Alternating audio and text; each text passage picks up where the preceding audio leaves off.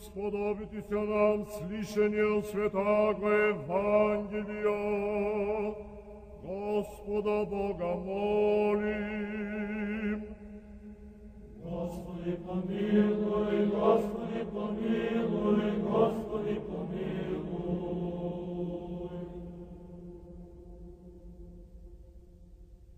Премудрост прости услышим святаго Евангелия.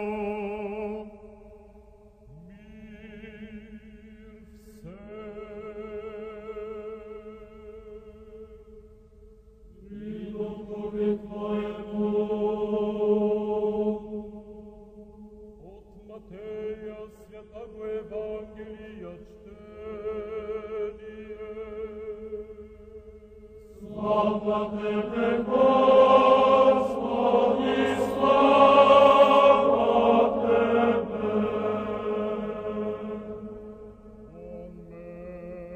Амен. Като мина събота на разсъмване, в първия ден на седмицата, дойде Мария Магдалина и другата Мария да видят гроба.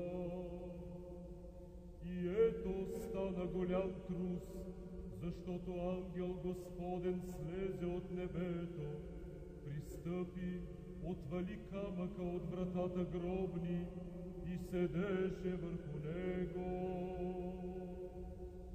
Видът му беше като светкавица, а дрехата му бяла като сняг. И пазачите, уплашени от него, се разтрепериха и станаха като мъртви. Ангелът се обърна към жените и им рече: не бойте се, зная, че търсите разпнатия Исуса, няма го тука.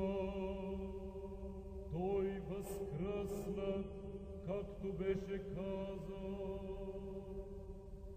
Дойдете, вижте мястото, дето е лежал Господ, и идете скоро, да убедете на учениците му, че Той възкръсна от мъртвите, и ето преварва ви в Галилея, там ще го видите.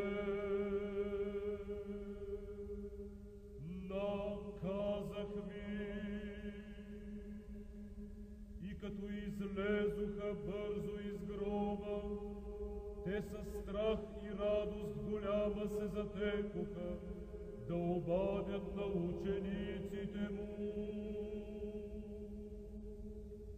А когато отиваха да обадят на учениците му, ето Исус ги срещна и рече: